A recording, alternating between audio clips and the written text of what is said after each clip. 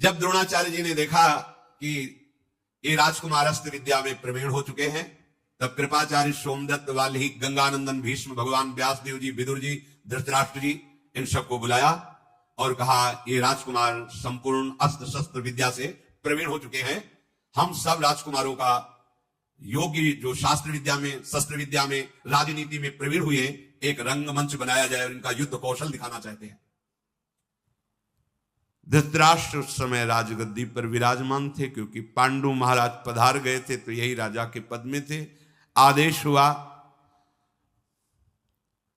वहां की बहुत ही समतल भूमि का पूजन करके वहां आसन बनाए गए सम्राट के लिए, उनके मंत्रियों के लिए, हस्तिनापुर के पूज्यजनों के लिए, नर नारियों के लिए बहुत बड़ा रंगमंच, और सुंदर सुंदर पालकियों में राजरानियां वहां पधारी, पूरे नगर के लोग पधारे, जन समुदाय एकत्र हो गया, विविध प्रकार के बाजे बजाए गए।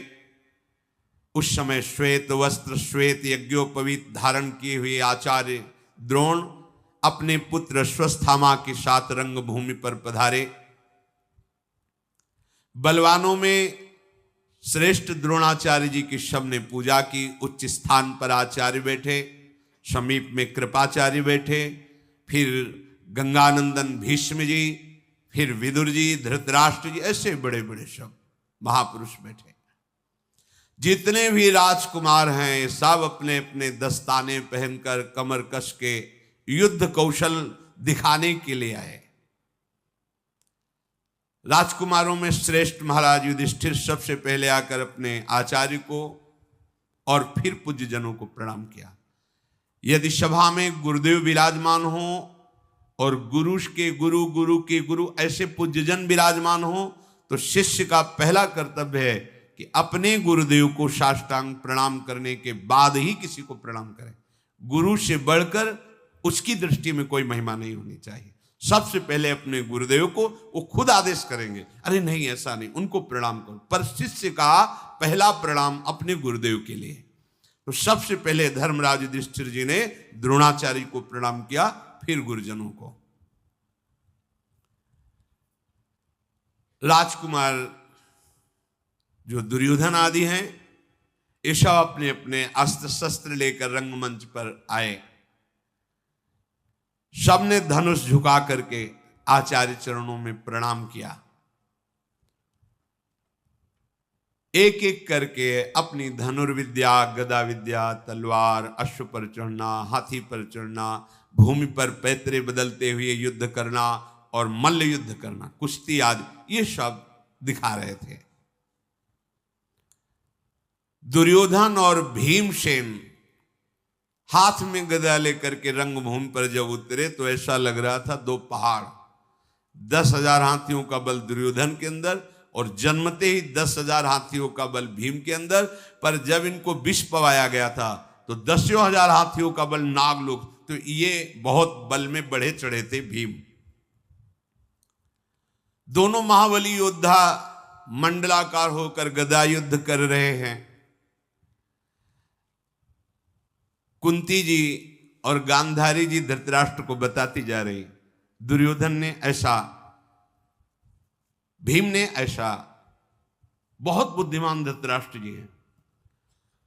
विचार कर रहे हैं कि जैसे पैतरे भीम बदलता है, देख तो पा नहीं रहे, सुन के, दुर्योधन कभी इनसे जीत नहीं सकता। वहीं हृदय में आग पैदा हो गई कि मेरे प्रिय पुत्र का विनाश करने में समर्थ होगा ये भीम। बहुत बुद्धिमान थे। इन दोनों में ऐसा जोश आया कि युद्ध रूप प्रारंभ हो गया। फिर तो सारी रंगभूमि में हाहाकार मच गया। तत्काल द्रोणाचार्य जी ने अश्वत्थामा से कहा, बीच में जाओ, इनको रोक दो, ये रंग कौशल दिखाना है या युद्ध करना है। अश्वत्थामा ने कहा, गुरुदेव का आदेश है, रुक जाइए। तो जहां जिसकी गदा वहीं रुक गए।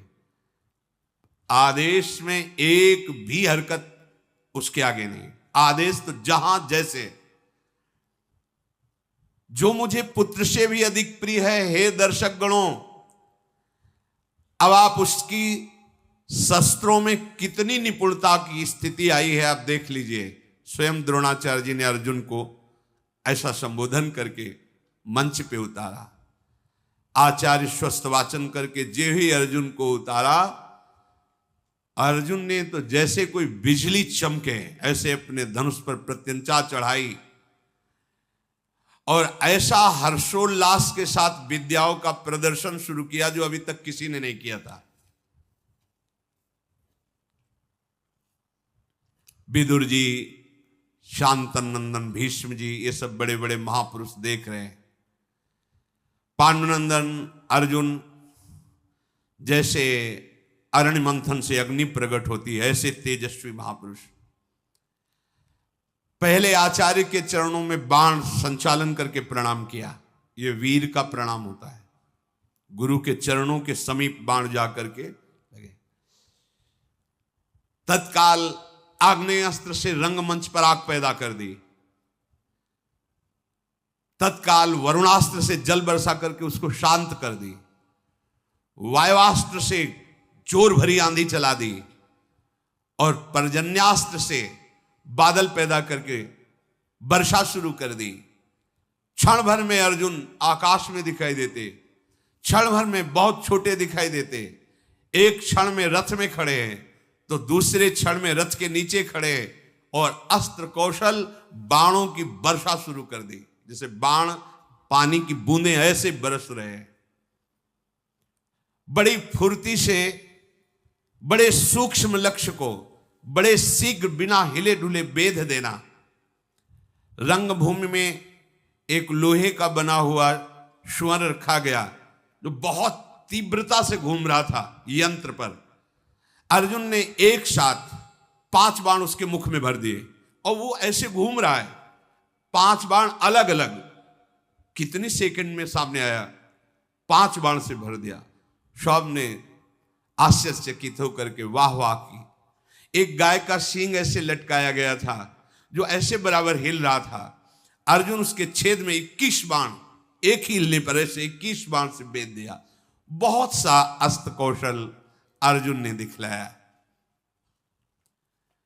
आश्चर्य की बात है, जब अर्जुन ये दिखा ही रहे थे और सब वाह वाही कर रहे थे तो दरवाजे पर आवाज आई ताल ठोकने की, भुजाओं की। वो ऐसा लग रहा था जैसे कोई पहाड़ टूट गया हो। सबकी दृष्टि अर्जुन से हटकर दरवाजे की तरफ गई तो देखा दिव्य कवच धारण की हुई, कुंडल धारण की हुई कर्ण प्रवेश कर रहा है।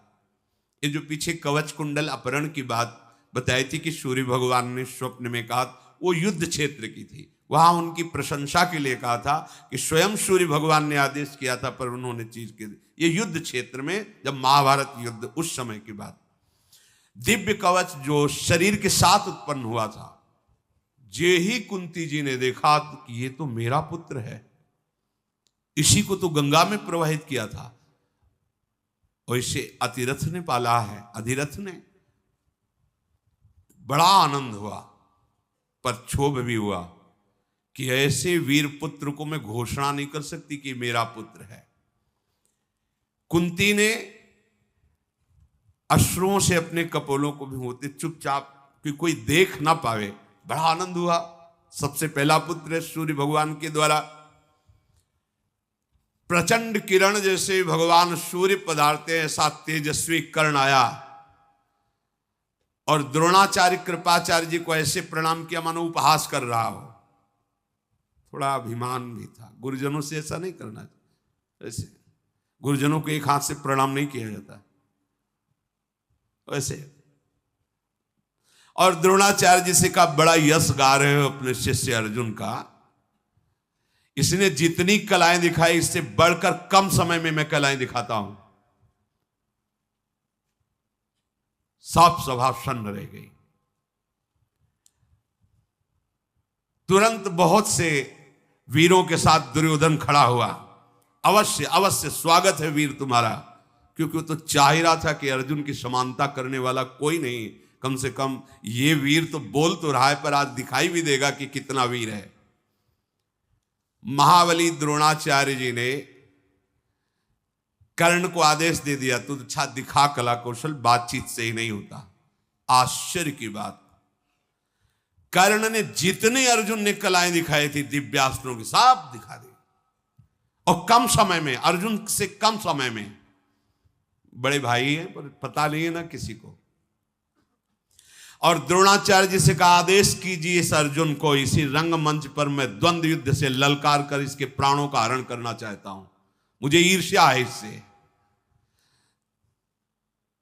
खड़ा हो गया दुर्योधन और छाती से लगाया कर्ण को और कहा प्रिय मित्र, हस्तिनापुर का राज्य तुम्हारा, जैसे चाहो वैसे भोगो, तुम्हें मैं मित्र स्वीकार करता हूं और इन शत्रुओं के मस्तक पर पैर रख दो, यही हमारी इच्छा। उसकी तो छाती भूल गए।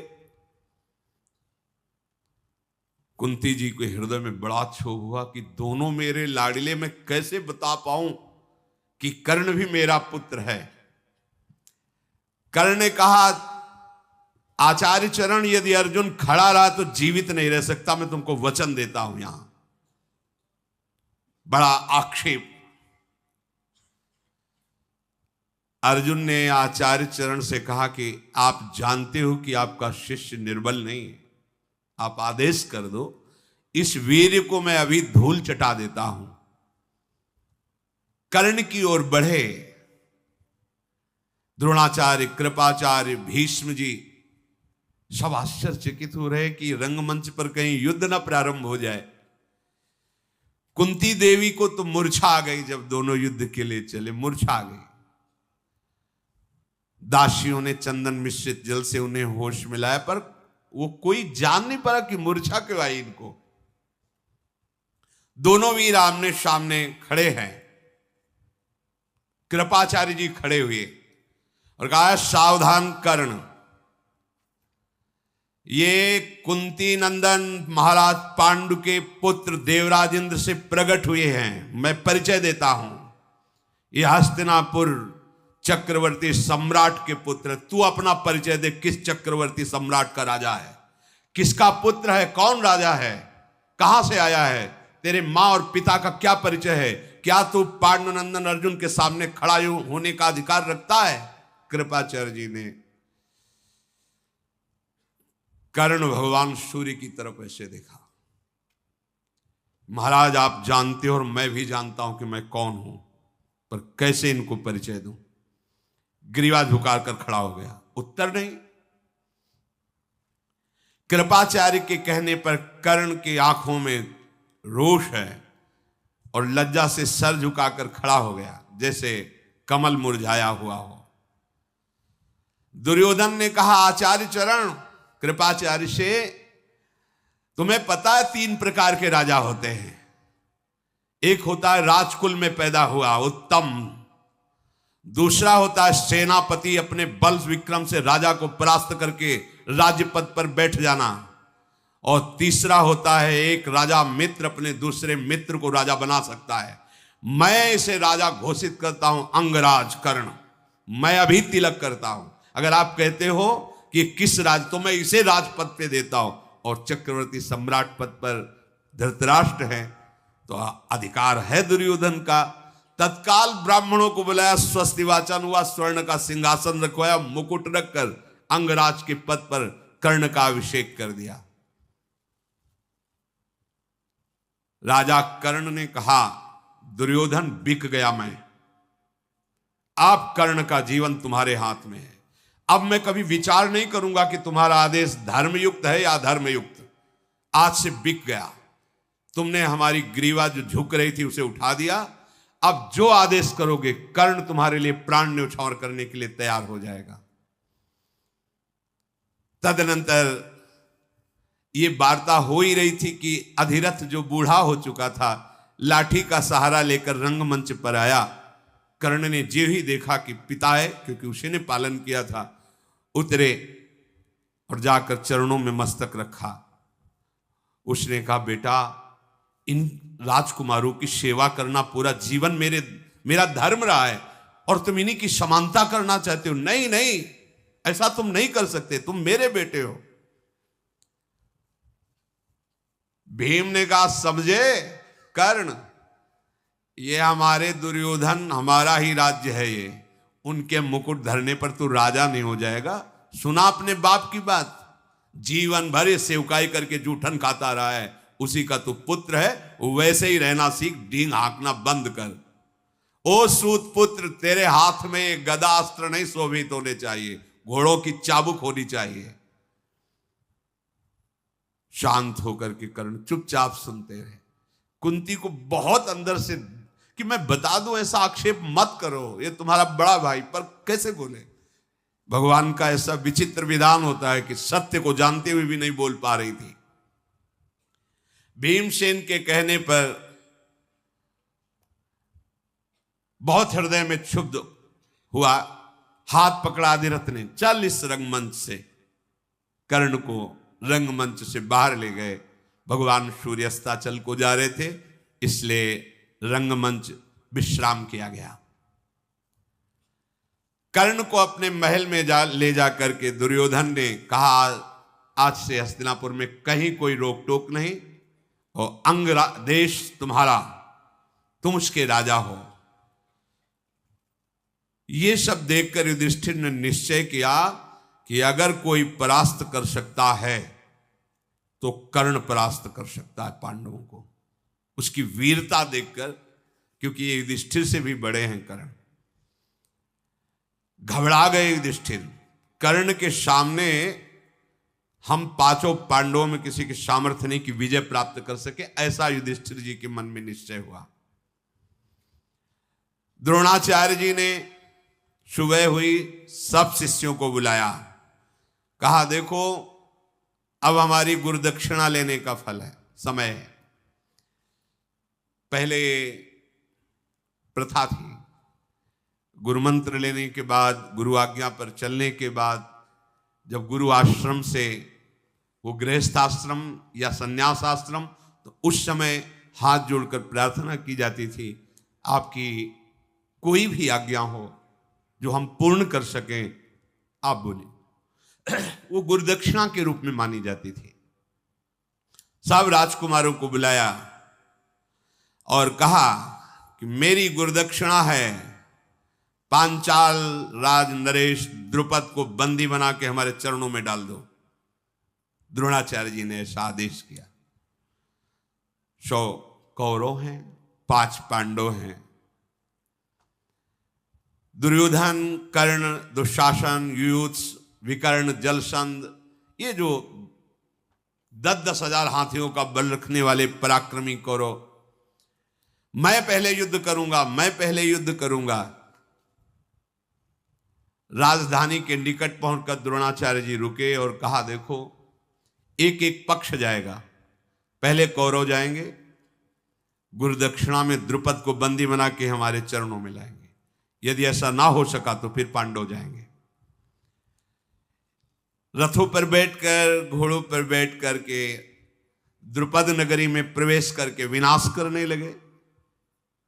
महाराज द्रुपद को सूचना पहुंची कि कुरुवंशी राजकुमार आक्रमण कर दिए हैं। द्रुपद महावीर थे, तत्काल सैनिक और भाइयों के साथ वहां पधारे। अब ये राजकुमार कहां द्रुपद, भयानक बाणों की वर्षा की भय से भयभीत होकर भागने लगे 100 कौरव। घायल अवस्था में चीख पुकार करके वहां टिक ही नहीं पाए उनके सामने। अर्जुन ने कहा, ये जो आवाज सुनाई दे रही कौरवों की त्राहिमाम की आवाज है। गुरुदेव, वो भी आपके शिष्य हैं और हमारे भाई हैं, अगर आप विलंब करते हैं तो हो सकता है उनके प्राणों पर भी आ जाए। आप आदेश कीजिए, मैं अभी बंदी बना करके द्रुपद को आपके चरणों में डालता हूं। ऐसा ही हो, तथास्तु कहकर आदेश कर दिया। पांचाल द्रुपद बाणों से कर्ण को, दुशासन को, दुर्योधन को ऐसी मार लगाए, चीखते चिल्लाते हुए सब भाग पड़े, आर्तनाद करने लगे।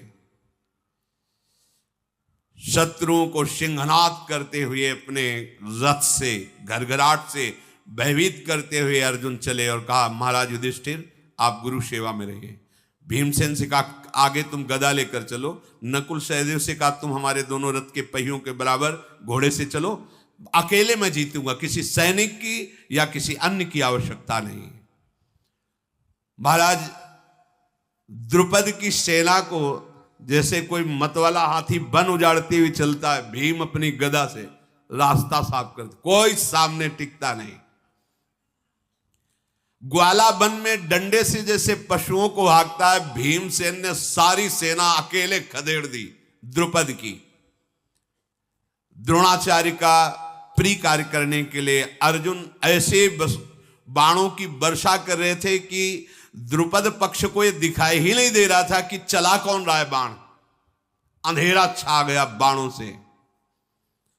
अर्जुन ने बड़ी फुर्ती से बाण संधान करके महाराज पांचाल नरेश द्रुपद के सारथी को मार डाला, ध्वजा काट दी, उनके धनुष की प्रतिंचा काट दी और कूद पड़े तलवार लेकर। और जैसे एक सिंह दूसरे सिंह को दबोच लेता है, ऐसे द्रुपद को पकड़ करके गर्दन नीची करके और अपने रथ पे डाल लिया और भीमसेन से कहा बस वापस चलो। अर्जुन को आते देख करके द्रोणाचार्य जी खड़े हो गए। द्रोणाचार्य के सामने जाके पटक दिया द्रुपद को चरणों में। द्रोणाचार्य जी खड़े थे, कहा हाँ भाई द्रुपद, वचन याद करो, राजा का मित्र राजा होता है, भिखारी नहीं होता। आज मैं राजा हूं और तू भिखारी, बोल मित्रता स्वीकार करता है कि नहीं? अब जब राजा ही चरणों में पड़ा हुआ है तो फिर द्रुपद के हृदय में भयंकर आग, अब राष्ट्र को रौंद दिया अकेले भीम ने। द्रोणाचार्य जी हंसे, बोले हम दयालु ब्राह्मण हैं, मारेंगे नहीं तुम्हें, क्षमा करते हैं, पर अब पूछते हैं हमसे दोस्ती करोगे? जैसे सभा में गए थे तो कहा था ए भिखारी तेरी मेरी क्या मित्रता, अब बोलो मेरे से मित्रता करोगे? तुम कुछ नहीं हो इस समय में, तुम्हारे प्राण भी हमारे अधीन है। हाथ जोड़ करके द्रुपद ने कहा मुझे पता नहीं था कि ब्रह्म बल सबसे श्रेष्ठ होता है। अब मैं आपके चरणों में पड़ा हूं, चाहे जीवन दान दो या आप मार दो, पर आप जैसे पराक्रमी महात्मा के पराक्रम को मैं ऐसा नहीं जानता था। द्रुपद ने कहा। उनका द्रुपद तुम आज भी मित्र हो, सम्मान के साथ जाओ, पर आधा राज्य हमारा और आधा तुम्हारा। पांचाल नरेश का आधा राज्य द्रुपद को दिया और आधा द्रोणाचार्य जी ने लिया। द्रुपद को छोड़ तो दिया, पर द्रुपद ने कहा क्षत्रिय बल से तो तुम्हारा नाश नहीं कर पाए हम और न कर पाएंगे, अब मैं ऐसे ब्राह्मण को ढूंढूंगा जो तुम्हारा नाश कर दे, क्योंकि मैं सहन नहीं। ये ईर्ष्या द्वेष जय पराजय ये बिना भगवान के भजन के शांत नहीं होती। अब जब ये बात नगर को पता चली कि द्रुपद को बंदी बनाकर द्रोणाचार्य के चरणों में डाल दिया गया, तो पूरी प्रजा महाराज युधिष्ठिर पर टूट पड़ी। हमारे जैसे पांडु राजा थे वैसे ही महाराज युधिष्ठिर हैं। अब धृतराष्ट्र नहीं, महाराज युधिष्ठिर राजा होने चाहिए। गली गलियों में लाखों लोग एकत्रित होकर धृतराष्ट्र के पास सूचना पहुंची कि महाराज आपका सिंहासन खतरे में है। महाराज युधिष्ठिर के लिए पूरी प्रजा तैयार है। भीष्म जी, विदुर जी ये सब एकत्रित हुए। प्रजा जब चाह रही तो फिर क्या होगा? वह ऐसा नहीं होना चाहिए। धृतराष्ट्र जी को राजगद्दी से नहीं। धृतराष्ट्र जी ने घोषणा कर दी युवराज पद पर महाराज युधिष्ठिर को विराजमान कर। युवराज पद पर विराजमान करने से कम राज सिंहासन तो बच जाएगा। विदुर जी की सलाह से, भीष्म जी की सलाह से प्रजा को आनंद हुआ। हाँ ठीक है, युवराज के बाद राजा तो यही होंगे ना। बड़ी शास्त्रीय पद्धति से महाराज युधिष्ठिर को युवराज पद पर विराजमान किया गया। इसी बीच में भीमसेन ने भगवान बलराम जी से गदा युद्ध सीखा और दुर्योधन ने भी। कपटी आदमी चाहे रिश्तेदार हो चाहे नातेदार हो, कभी उसको अपने समीप ज्यादा नहीं रखना चाहिए, नहीं विनाशी होता है। जब से पांडव पधारे थे तब से शकुनी आके यहीं रहने लगा था। गांधारी जी का भाई है और बहुत ही कपट माया जाल में प्रवीण है ये।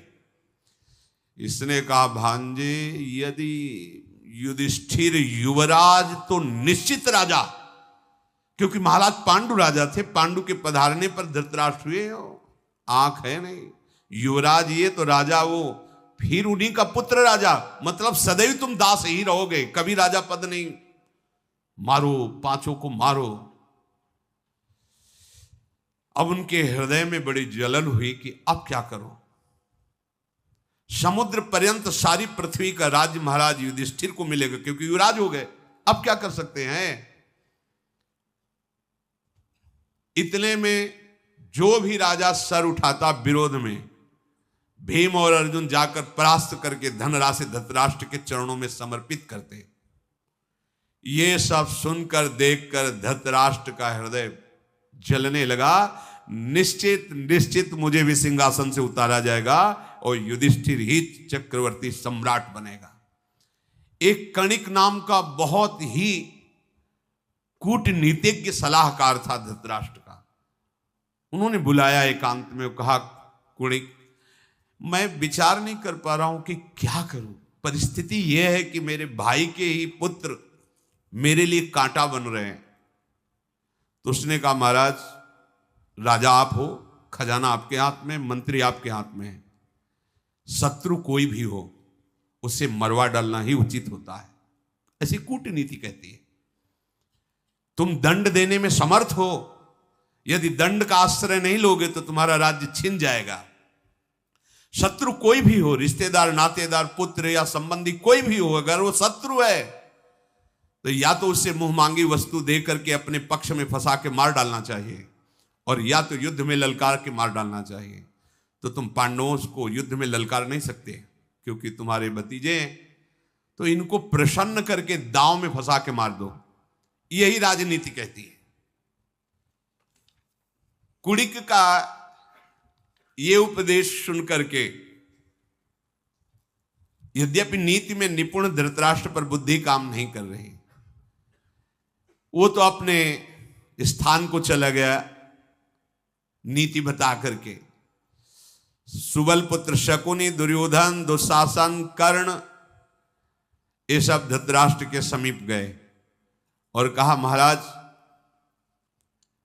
आप सुन रहे हैं, देख रहे हैं, आपके हम 100 पुत्रों का पूरा राज्य से निष्कासन ही कर देंगे पांडव।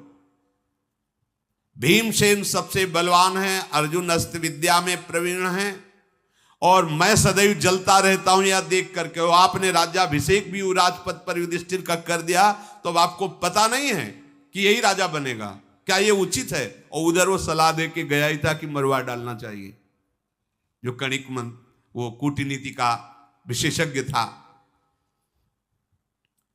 कर्ण और शकुनी, महाराज धृतराष्ट्र अब आप कुछ विचार कीजिए, ये पांडव भारी संकट हैं, इनका विनाश होना ही चाहिए। ये भीष्म सत्य प्रतिज्ञ हैं, कभी पांडवों का पक्ष छोड़ेंगे नहीं। द्रोणाचार्य जी अर्जुन को बहुत प्यार करते हैं, सदैव उनके पक्ष में रहेंगे। युवराज पद दे ही दिया है, अब हमारे लिए क्या रह गया है। विचार कीजिए महाराज। अब ऐसी दशा में हम क्या करें। आप हमारे पिता हो और राजा भी हो, क्या हमको ऐसे ही दास बना के इनका रखोगे। पांडु महाराज इतने सद्गुण संपन्न हुए, इसलिए बड़े आप थे पर राजा आप नहीं बने, आंखों के कारण, आंखें अंधी थी। अब आप राजा बने, मेरा अवसर था तो युवराज बना दिया युधिष्ठिर को। महाराज आप कुछ तो कीजिए। अपने पुत्रों की बात सुनकर और उस कूटनीतिज्ञ की सलाह से बड़ा विचार किया कि क्या किया जा सकता है। आप लोग ही बताओ क्या कर सकते हैं। धृतराष्ट्र जी ने ऐसा पूछा तो उनका, महाराज हमने विचार किया है, एक बार हस्तिनापुर से हटाओ, वारणावत है, ये बात फैलाई जाए कि वारणावत बहुत सुंदर है, हम वहां बहुत बड़ा मेला लगा रहे हैं, पांडवों को कुंती के साथ जाकर वहां कुछ दिन रहना चाहिए, दर्शनी नगर है, दर्शन करना चाहिए, मेले में जाना चाहिए, एक बार आप हस्तिनापुर से हटाओ। ठीक है। दुर्योधन ने बहुत से राजमंत्रियों को पैसे देकर पूरे नगर में वारणावत बहुत अच्छा है, वहां ऐसा, वहां जाना चाहिए युधिष्ठिर को, जिसे प्रजा विरोध न करे। प्रजा में हो गया, अच्छा हम लोग भी जाएंगे देखने के लिए। धृतराष्ट्र ने बुलाया पांडवों को और कहा, बेटा जीवन भर पांडु ने हमारे साथ सद्व्यवहार किया है और तुम भी वैसे ही हमसे प्रेम करते हो। मेरा हृदय कह रहा, मैंने सुना है वारणावत बहुत सुंदर है, क्या तुम देखना चाहोगे? अपनी मां के साथ वारणावत चले जाओ, कुछ दिन वहां देखो, ये तो राज्य आपका है ही है, फिर आ जाना। युधिष्ठिर जी को अच्छा नहीं लगा कि मतलब ये सम्राट पद पे बैठ के ऐसी क्या बात कर रहे हैं, अभी तो युवराज पद दिया है, ये बात क्या कर रहे हैं, मतलब ऐसा क्या, इतना प्रेम से मुझे क्यों भेजना चाहते हैं?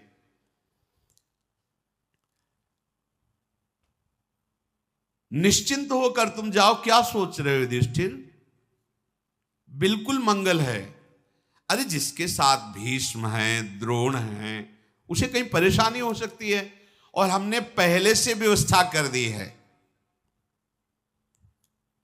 धृतराष्ट्र की बात को संशयपूर्ण लेते हुए युधिष्ठिर बहुत बुद्धिमान थे, धर्म का अवतार है, सोचा कि मैं असहाय हूं, इस समय मुझे वही करना है जैसा ये आदेश कर रहे हैं। उन्होंने कहा, पिताश्री आप जैसा आदेश करें। बड़े पिता, और विदुर जी को छोटे पिता कहते थे, वो पांडु के पुत्र थे। युधिष्ठिर ने शांतनंदन भीष्म, विदुर जी, द्रोण, वाल्मीकि, सोमदत्त, कृपाचार्य, इन सब ब्राह्मणों को प्रणाम किया और कहा, आदेश मिला है मुझे वारणावत जाने का। धृतराष्ट्र जी के आदेश को कोई काट नहीं सकता, पर सब चिंतित हो गए, अचानक ये आदेश कैसा? पांडुनंदन युधिष्ठिर, भगवान तुम्हारी सदैव रक्षा करें, ऐसा बुजुर्गों ने सबने आशीर्वाद दिया। वारणावत जाने की आज्ञा दे दी। दुर्योधन बड़ा प्रसन्न हुआ। उसका एक प्रधान निजी मंत्री था जिसका नाम पुरोचन था।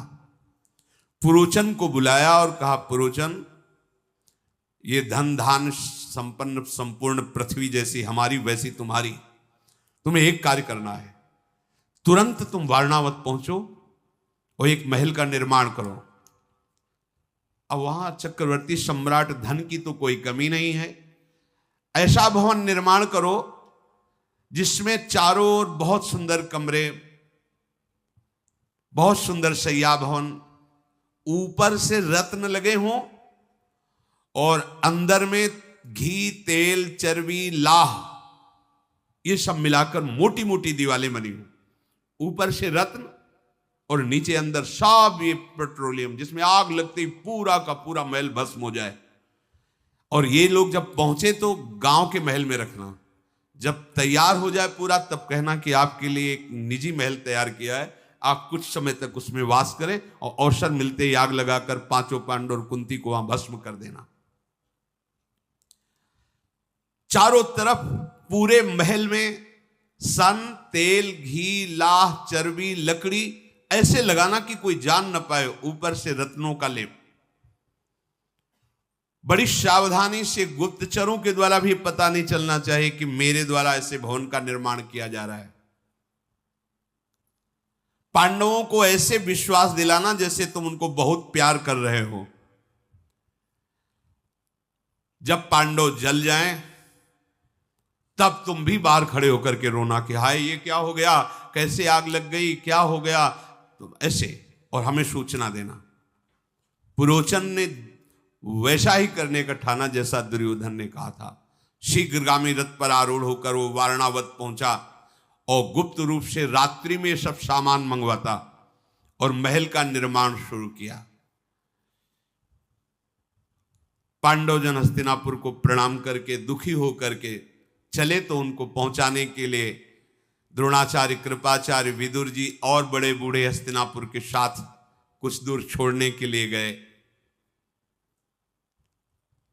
धृतराष्ट्र यद्यपि ये नहीं जानते थे कि वहां आग लगाने का प्लान ये लोग कर रहे, पर वो केवल दूर भेजना चाहते थे। महाराज युधिष्ठिर विदुर जी की तरफ देख रहे थे। सभा साथ चल रही थी, पर बार बार विदुर जी की तरफ की कोई संकेत, कोई इशारा।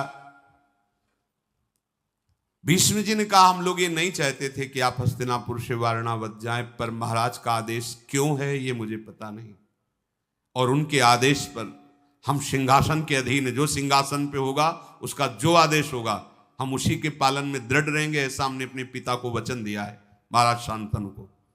इसलिए हमारा कोई आदेश चलेगा नहीं, हम चाहते नहीं हैं पर तुम्हें जाना पड़ेगा।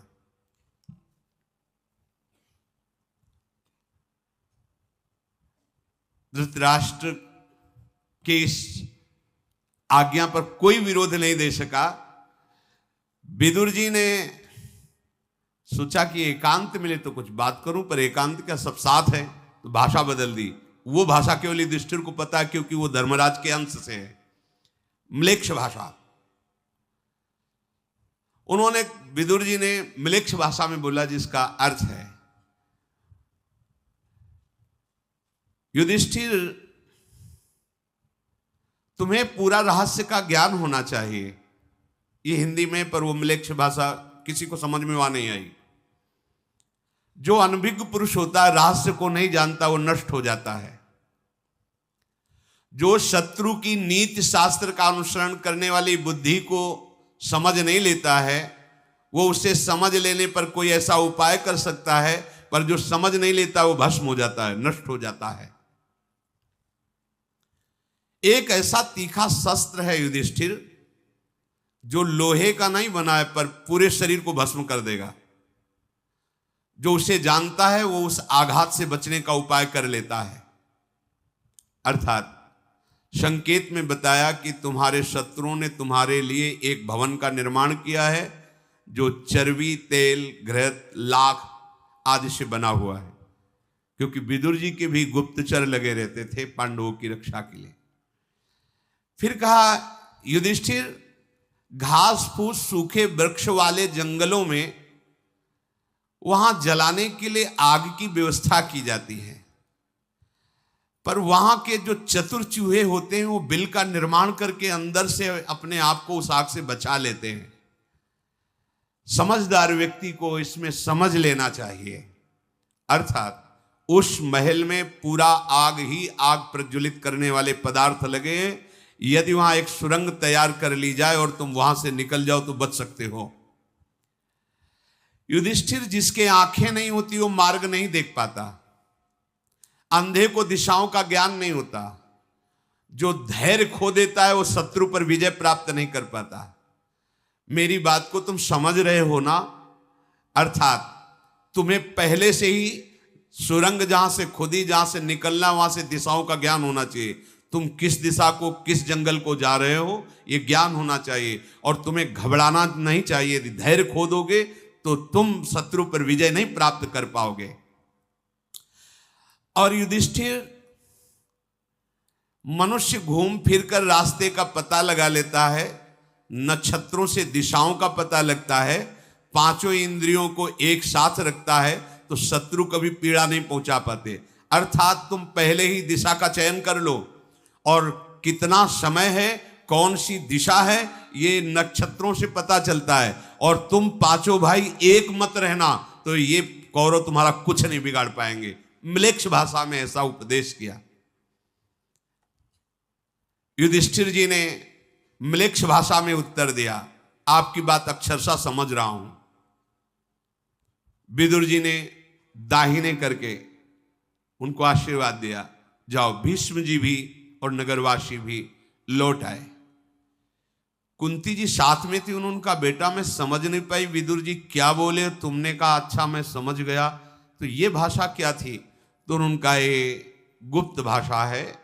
विदुर जी ने मुझे संकेत किया है कि तुम जिस महल में रखे जाओगे वो प्रज्वलित अग्नि को बढ़ाने वाले पदार्थों से बना, और तुम्हें मारने का प्लान है। यदि तुम पांचों भाई एक मत रहोगे और धैर्यवान रहोगे और सुरंग की व्यवस्था कर लोगे तो तुम वहां से बच जाओगे।